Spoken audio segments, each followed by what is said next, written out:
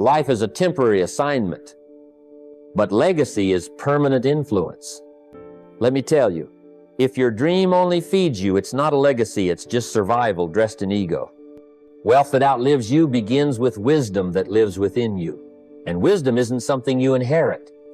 It's something you earn over time by doing the hard things, building when others sleep, saving when others spend, thinking long-term when others live day to day. You build a legacy by refusing to settle for being rich for a moment and choosing instead to be valuable forever. So let's not talk about how to get rich quick. Let's talk about how to get rich forever. Let's talk about how to build wealth that isn't just stored in a vault, but in your children's character, your community's culture, and your name's reputation long after you're gone. That is how you become unforgettable. I've often said, the greatest tragedy in life is not aiming too high and missing, it's aiming too low and hitting. Most people go through life chasing only what satisfies today, what feels urgent, what feeds the ego in the moment. But if you want real wealth, if you want the kind of wealth that lasts, the kind that whispers your name long after you're gone, then you must build something bigger than yourself, something that lives when you don't. That's the secret of legacy. Now let me tell you something you may not have heard in a while. Your bank account is not your legacy.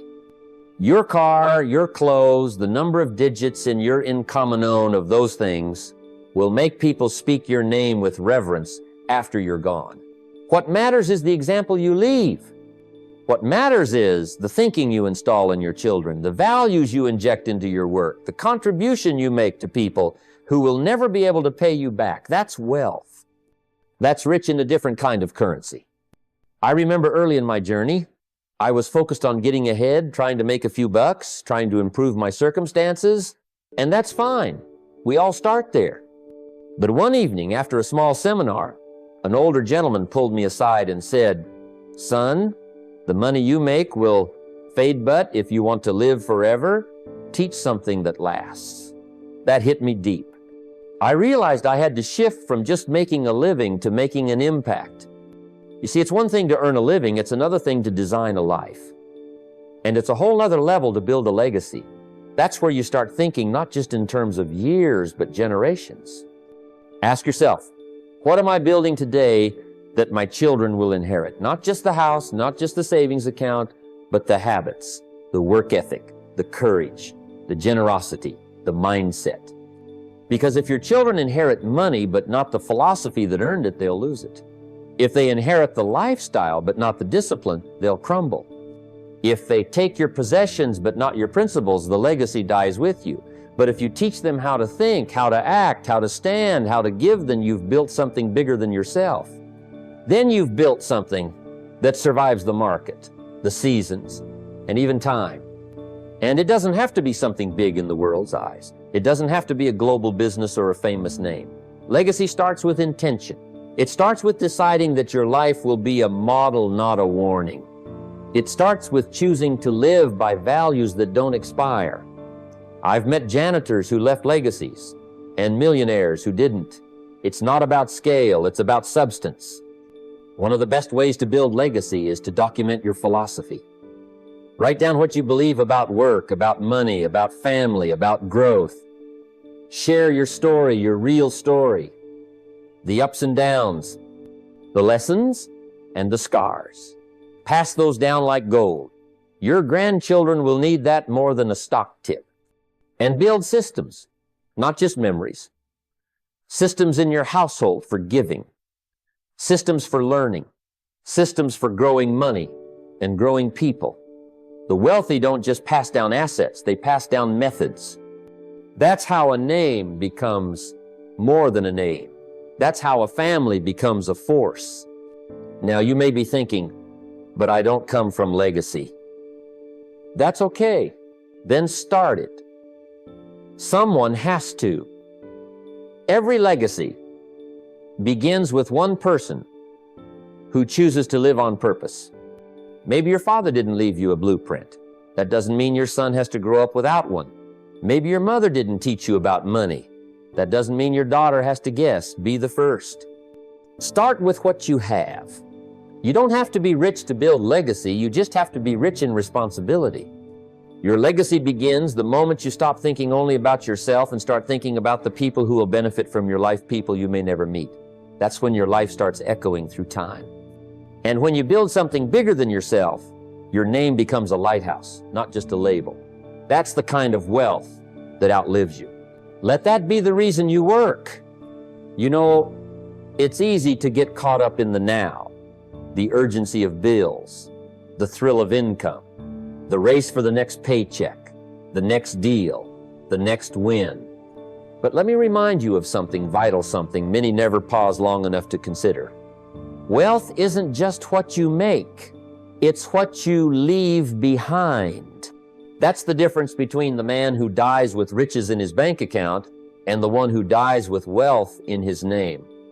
A rich legacy doesn't happen by accident. It requires a long-term mindset.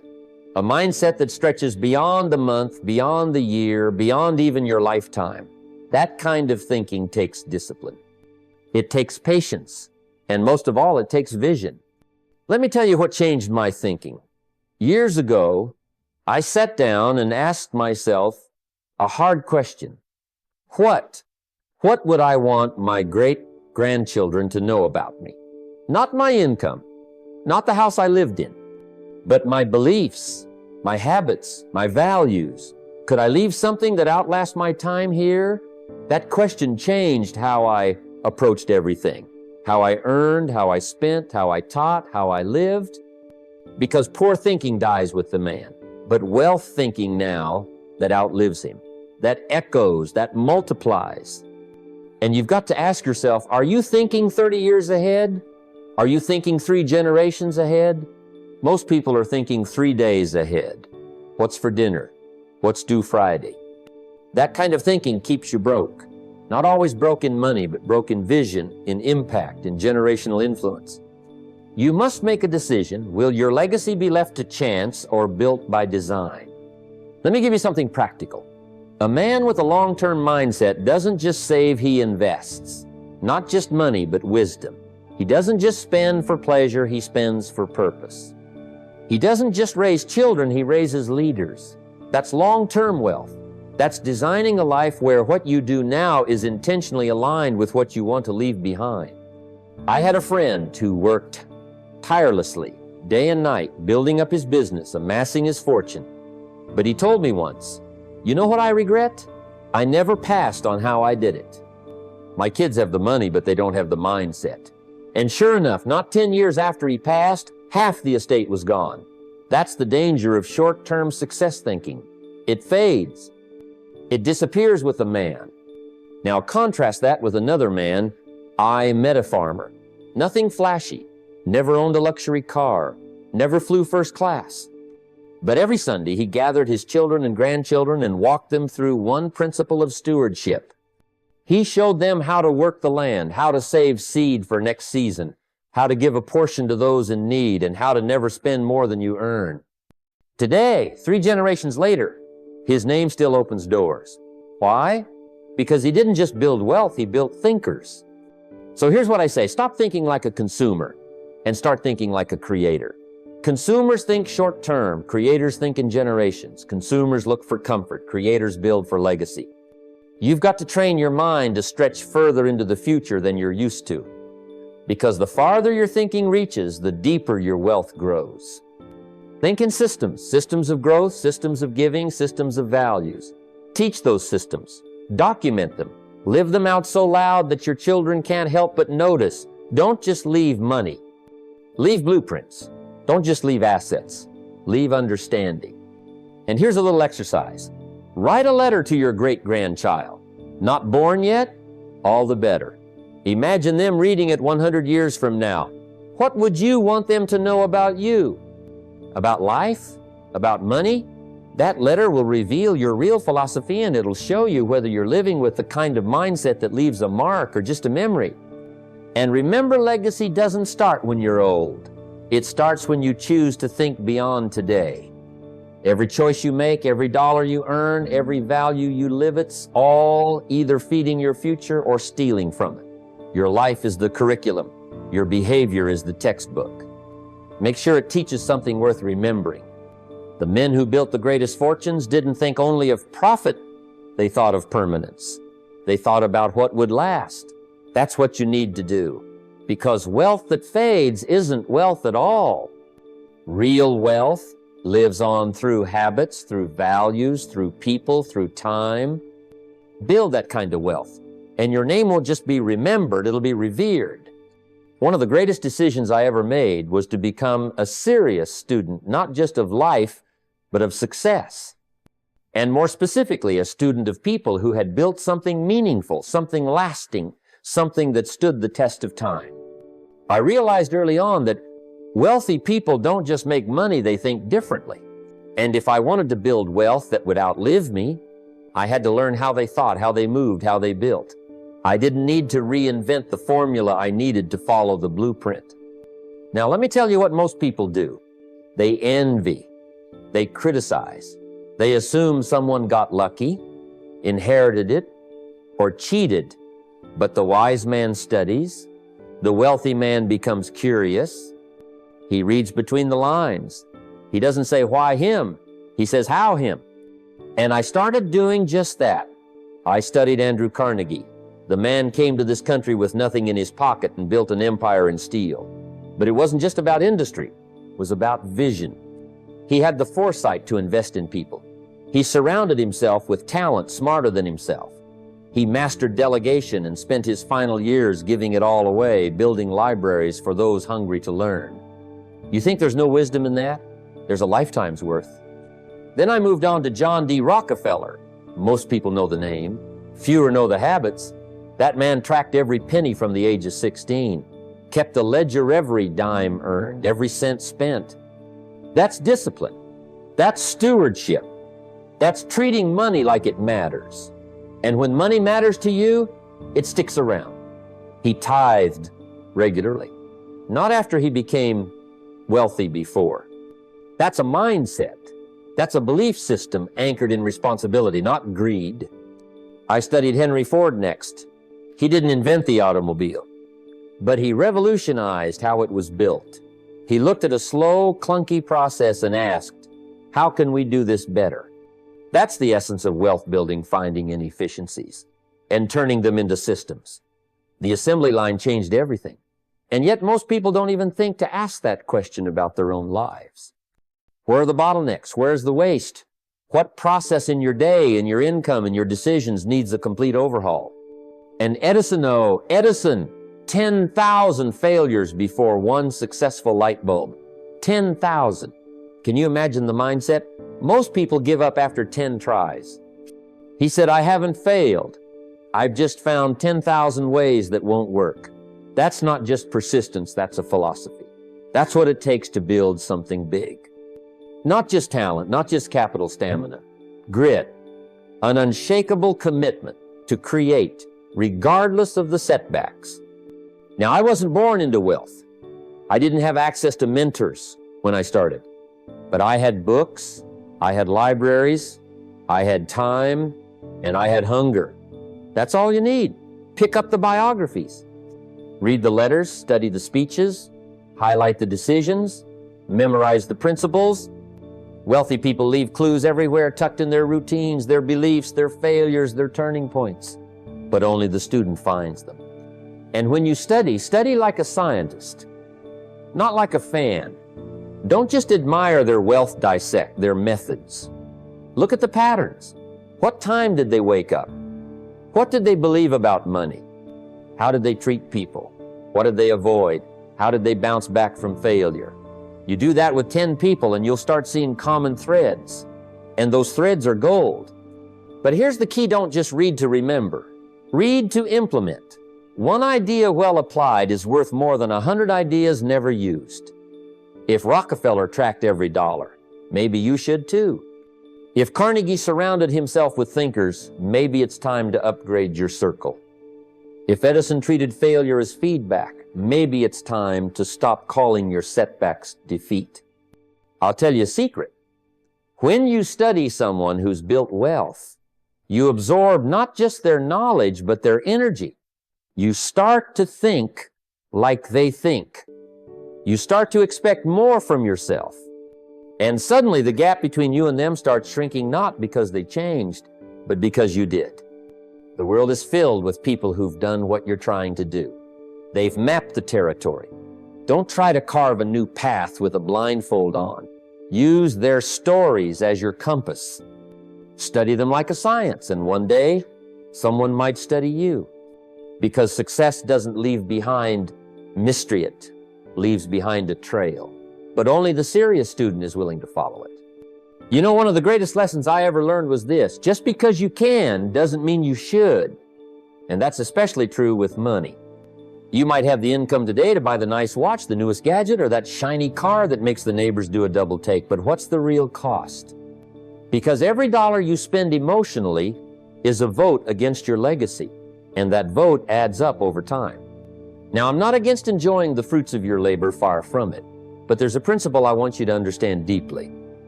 True wealth builders live by it. It goes like this: sacrifice temporary pleasures for permanent gain. That's not a punishment, that's wisdom. It's not about deprivation, it's about discipline. There's a big difference. One leaves you bitter, the other makes you better. Let me take you back. When I was first learning how to build wealth, I was surrounded by people who were flashing their income and new cars, big TVs, expensive vacations. And at first, I felt the pull too. You see your peers doing it, and you feel behind if you're not keeping up. But I had a mentor who pulled me aside and said, you can drive the car now and stay broke, or invest today and let your assets buy you the car later. That hit me hard. That was the moment I stopped chasing applause and started building value. Now I'll tell you, I wanted the things. I like nice things, but I also like the idea of freedom. And I realized I couldn't have bothered, at least not at the same time. So I started making quiet sacrifices. I drove an older car. I skipped the impulsive upgrades. I didn't dine out every night. I didn't buy the latest toy because someone else had it. Not because I was cheap, but because I was clear. And clarity creates confidence. I wasn't saving to save, I was saving to invest. Every time I said no to a short-term pleasure, I was saying yes to a long-term reward. We have to reframe sacrifice. Sacrifice isn't loss, it's leverage in disguise. It's the hidden engine behind every wealthy man and woman you admire. You don't get to see their early years, the years when they skipped the fancy vacations, bought used instead of new, and reinvested every spare dollar into something that grew. But that's how it's done. Wealth isn't built by appearances, it's built by intention. You've got to trade dopamine for dividends. Dopamine is the hit you get when you buy something shiny, but it fades, and often it comes with a price tag called debt. Dividends are what you get when your money starts working for you. That's delayed gratification, that's smart money, that's peace of mind. And it only happens when you understand this simple truth. The seed you don't eat today becomes the tree that feeds you for life. I often ask people, what's your asset to liability ratio on your habits? Not just your finances, your habits. Are you building or are you bleeding? Are you buying things that increase in value or ones that fall apart the moment you drive them off the lot? Most people aren't broke because they don't earn enough. They're broke because they can't say no to things that don't serve their future. So here's what you do. Before every purchase, pause and ask, is this feeding my ego or my legacy? One gives you applause for a minute. The other gives you freedom for a lifetime. And freedom is worth far more than status. Let me remind you, discipline today is what builds delight tomorrow. Those who can delay comfort build empires. Those who chase comfort too early usually pay for it later. In stress, in debt, in regret. I'd rather sweat now and relax later than relax now and panic at 65. I've seen it over and over again. The quiet millionaire who drove the old truck, wore the simple watch, packed his lunch, and quietly built a portfolio that would one day pay for 3 generations. That man wasn't cheap. He was wise. He had vision. He didn't need to impress anybody because he was too busy building something they couldn't see yet. So let's bring it home. If you want to build a legacy, you must think long. The longer your vision, the smarter your decisions. Don't trade your future for a fleeting thrill. Don't give up what you want most for what you want right now. Because what you skip today might just be the very thing that funds your freedom tomorrow. One of the great myths people fall for is this: talent is enough, as if natural gifts alone are going to carry you to success, as if being smart, charming, or naturally skilled is the finish line. But let me tell you something that might just save you a decade. It's not the most talented who win, it's the most consistent. It's not brilliance that builds the bank account, the business, or the legacy. It's discipline. It's grit. It's showing up on the days when motivation is nowhere to be found. You don't have to be the smartest. You don't have to have the perfect upbringing, the right college degree, or the right connections. But what you do have to do is outlast. You have to out-discipline, out-prepare, out-practice, and outwork those who rely too much on their talent and not enough on their habits. Let me tell you, I've seen some very bright people live broke, gifted, eloquent, sharp, but lazy. They were good when they felt good, but inconsistent when life required more. I've seen others who weren't the most gifted in the room, but they were the first to show up and the last to leave. They studied when no one was watching. They invested when no one clapped. And now, they're the ones leading companies, building wealth, funding charities, and leaving behind a name that means something. Back when I was getting started, I wasn't the best speaker in the room. I certainly wasn't the most polished. But I made a decision. If I couldn't beat talent in the short term, I'd bury it in the long term with effort. While others relaxed after their first few wins, I kept building. I studied every day. I practiced every day. I worked like I was broke because I was. And that urgency became my advantage. That's the mindset I want you to adopt. Work like you're broke. Even when the money starts coming in, keep the fire. Even when others slow down, you press forward. Not with frantic motion, but with intentional, relentless action. Because here's what happens when you do. Eventually you create so much momentum that even talent can't catch up.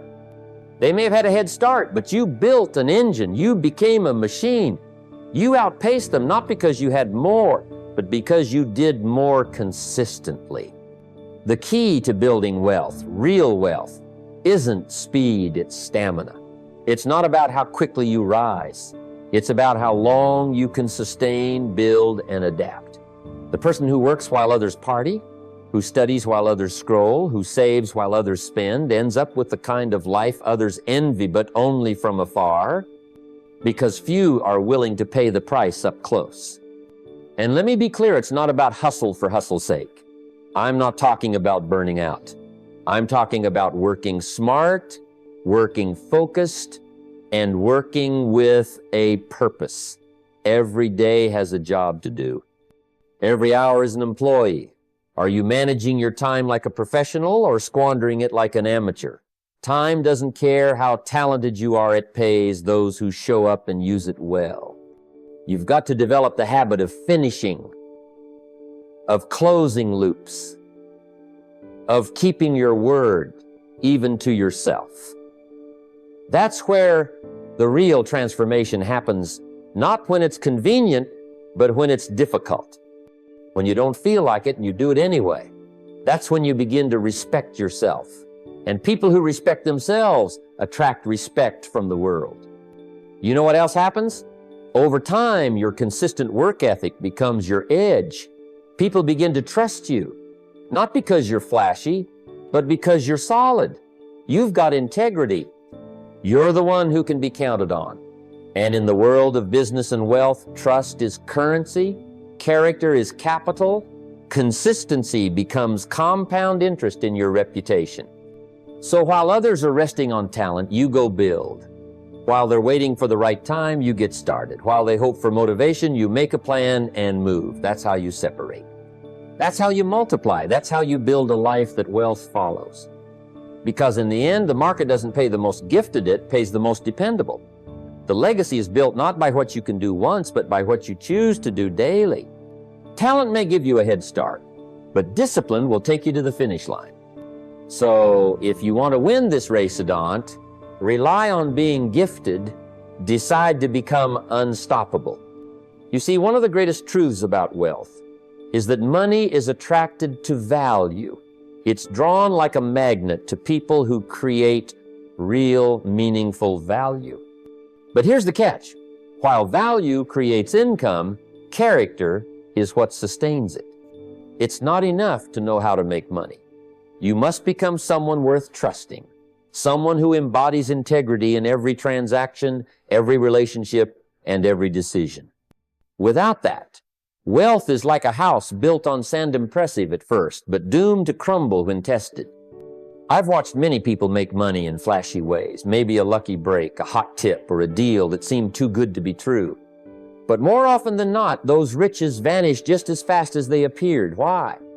Because they were not built on a foundation of character. Wealth built on shortcuts or deceit is temporary. It might bring you excitement and applause in the short run, but it will never withstand the storms of life, the scrutiny of time, or the demands of relationships. Character is the real currency. It's what separates the transient millionaire from the true, lasting success story. People want to do business with someone they can rely on. They want to invest in someone who honors their commitments, who speaks the truth, who shows up even when it's hard.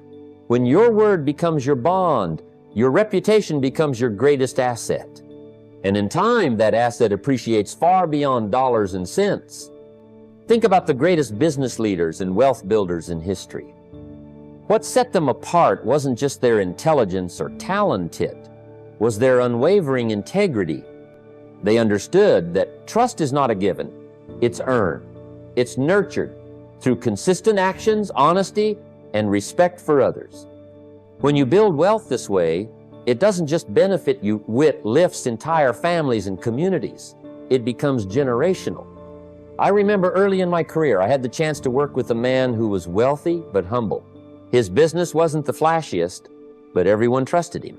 Customers came back year after year, employees stayed loyal, and partners were eager to collaborate. He told me once, "You can lose your money, but if you lose your character, you lose everything." Those words stuck with me. They shaped how I approached every deal, every handshake, every promise. The truth is, you can make a quick fortune, but if your character is compromised, your wealth will slip through your fingers. The second act, the long-term journey, requires patience, honesty, and responsibility. It requires you to be someone who can withstand challenges without cutting corners, to face temptation without surrendering, to grow your wealth in a way that honors the people who trust you.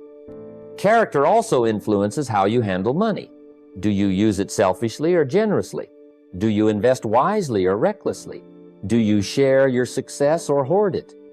These choices reveal your true values and determine whether your wealth will multiply or diminish. A rich legacy is built on generosity, on helping others, on using your resources to create opportunities for those who come after you.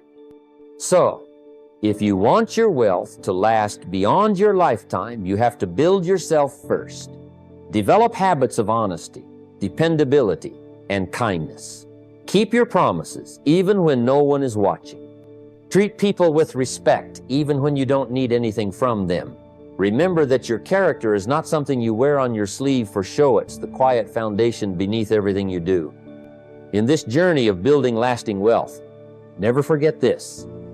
Money will follow value, but it will stay only where there is trust. And trust lives in character. Without it, your riches may fill your pockets but empty your soul. With it, your wealth becomes a beacon that guides and supports generations to come.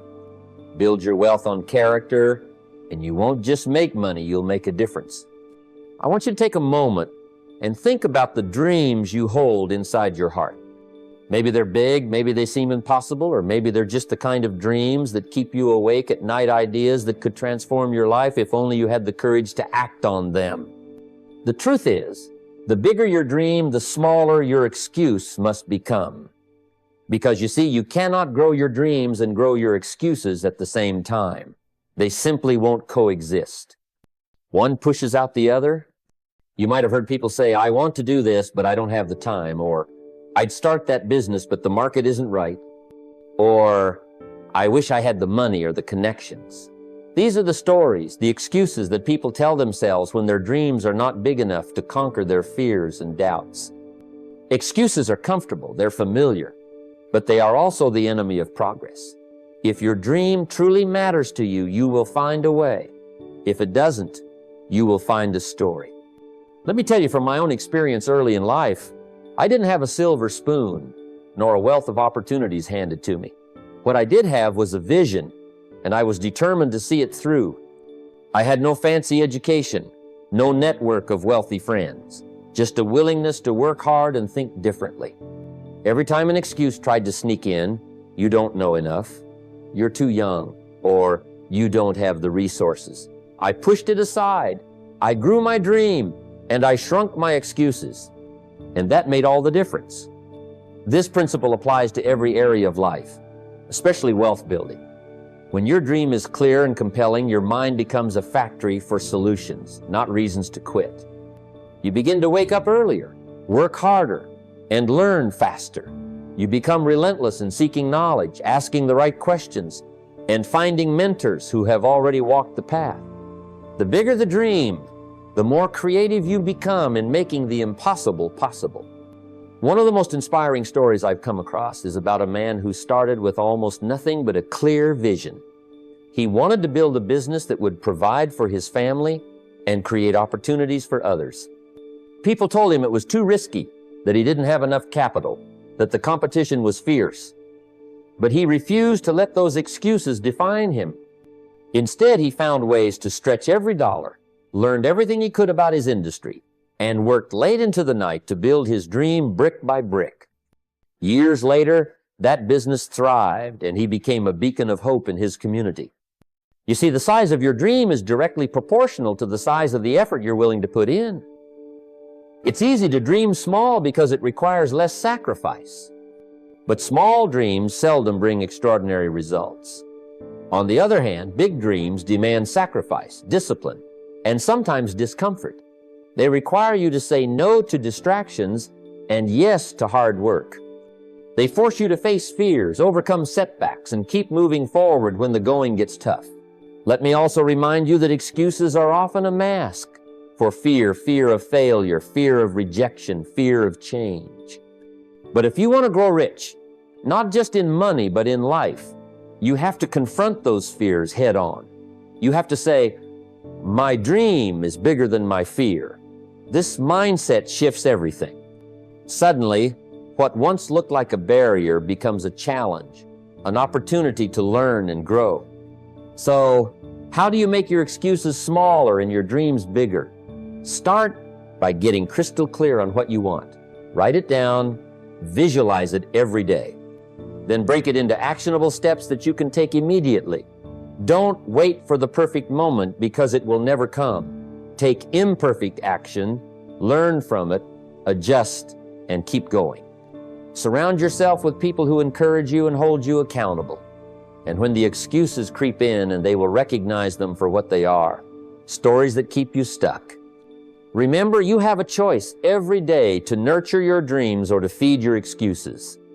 You can grow your vision by taking action, or you can shrink it by letting fear and doubt run the show. The bigger the dream, the smaller the excuse. If it matters enough, you'll find a way. If it doesn't, you'll find a story. Dream big, work hard, and refuse to let excuses steal your future. Debt is a subject many shy away from, yet it stands as one of the most powerful forces shaping our financial future. It's not the enemy itself. Debt in the right hands and for the right reasons can be a tool to build wealth. But when handled without wisdom, it becomes a silent thief stealing your dreams and your freedom. Think of debt like a disease.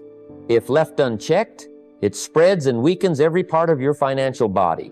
The question is, how do you avoid this disease, or at least control it so that it doesn't control you? First, understand that not all debt is created equal. Borrowing to invest in yourself, your education, or a business that produces income can be a wise decision. but borrowing to consume buying things that lose value, that don't generate returns, or simply satisfy fleeting desires is a poison that corrodes your financial foundation. This is consumer debt, and it's the root of many people's financial struggles. It's like living on credit for things you don't truly need, while your income struggles to keep pace with your spending. From my own experience and observations over the years, I've seen countless families caught in this trap. They use credit cards as a bridge for daily expenses, not realizing that what seems like a temporary gap quickly becomes a chasm. Interest rates compound, payments balloon, and what started as a few $100s turns into thousands.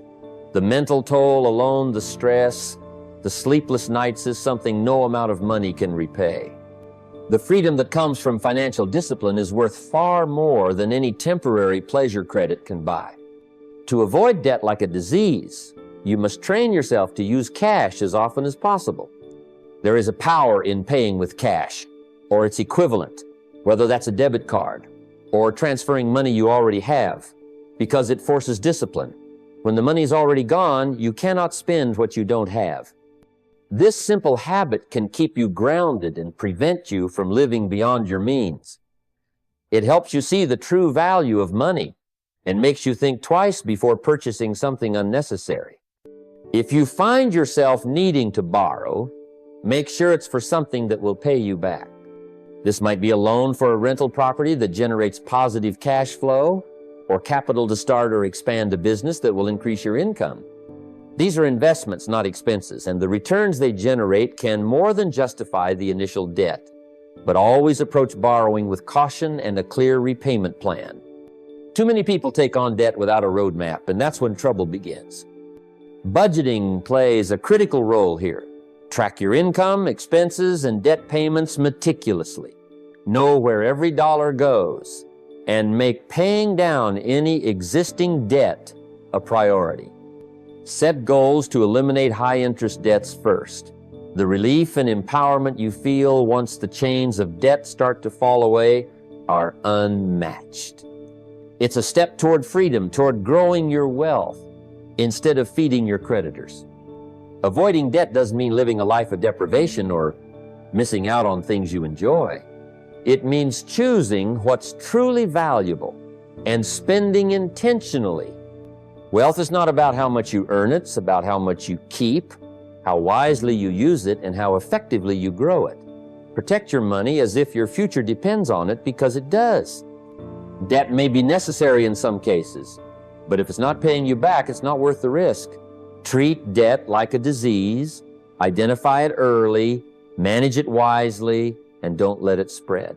Financial health requires discipline, patience, and a clear understanding of what serves your goals and what stands in the way.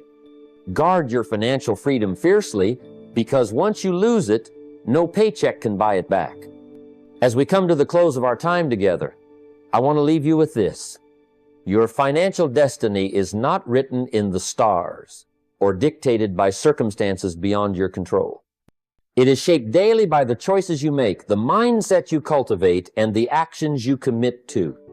Wealth is not a matter of luck or inheritance. It is a matter of discipline, vision, and consistency. The journey to financial freedom begins with a single step, but that step must be taken with clarity and purpose. Remember, your thoughts about money create your financial reality. If you think like someone who will never get ahead, that will be your truth. But if you choose to think like a builder, a creator, and a person of value, you will find doors opening where once there were walls.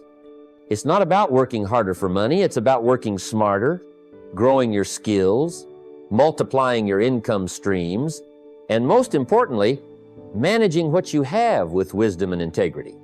Set clear goals, short-term and long-term, and write them down, break them into daily habits, track every dollar that comes in and goes out, build your value through learning and service. Build relationships that inspire you and hold you accountable. Cut unnecessary expenses without sacrificing the quality of your life. Invest consistently, even if it's just a small amount. And give generously, because abundance grows when it flows. But all this starts with one thing: commitment. Commitment to yourself and your future. Commit to shrinking your excuses and growing your dreams. Commit to facing your fears and taking imperfect action. The road won't always be easy, but the reward is worth every step. So here is my call to action for you. Today, decide that you will take control of your financial life. Write down one clear financial goal. Make a plan. Take one small step right now toward that goal. And then keep moving forward day by day with discipline and determination. Because building wealth isn't about magics. It's about mindset, method, and most of all, action. Your legacy starts today. Make it one worth leaving.